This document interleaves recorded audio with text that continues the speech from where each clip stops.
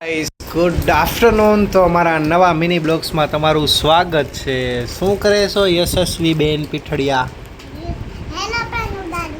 Aeroplane ઉડાડે છે?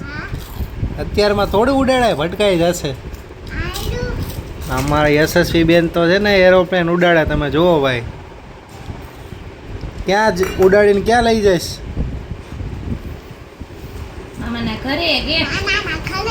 મામાના ઘરે જવું છે. હે, કોને કોને બેસાડીશ? બીજા કોને? હા, દાદા ને દાદી ને